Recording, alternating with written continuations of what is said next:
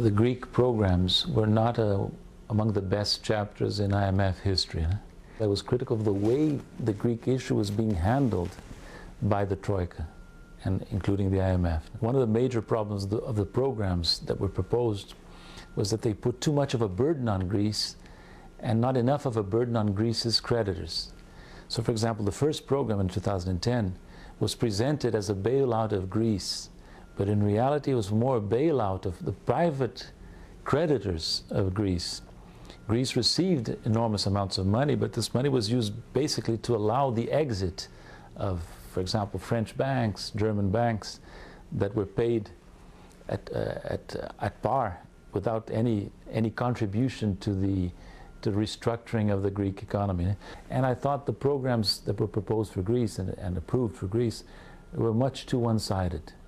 They relied too much on sacrifices on the part of Greece and not enough on sacrifices on the part of Greece's creditors. And I think this needs to be changed going forward. In my opinion, the debt is way too large, and a solution to the Greek crisis should include a restructuring of the Greek debt with its European official creditors.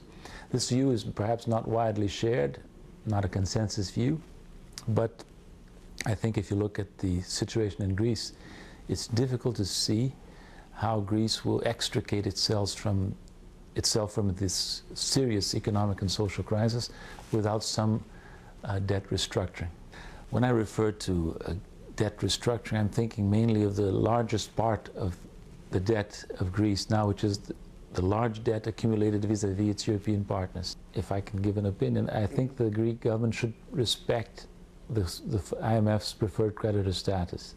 Any restructuring of debt should affect other creditors that do not have this preferred creditor status, not recommend that Greece attempt to restructure its debt with the IMF. I think it's important that the new Greek authorities continue their dialogue with the staff, with the technical people of the fund, but that they also reach out to the political authorities here in the fund, that they speak to the executive directors, that they, when they come to Washington, they present their views directly to the executive directors. It's important also to establish a dialogue and perhaps to invite some executive directors of the fund to visit Greece.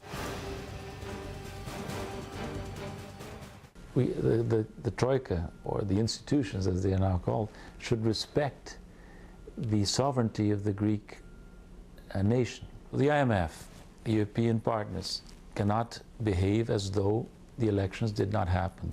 In my opinion, it would be wrong for the IMF to indicate that it understands that Greece should stick to all commitments made by the previous government, in the previous program. That's not to be expected. But it would be a mistake, in my opinion, to insist that the new Greek government be held to all the commitments, or to most of the commitments made by the previous governments. This has to be reviewed.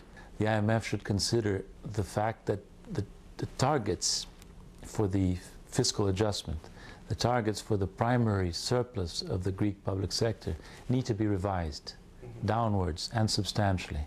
Yes, I believe the fund should show flexibility. I believe the fund intends to show flexibility. The fund normally is flexible.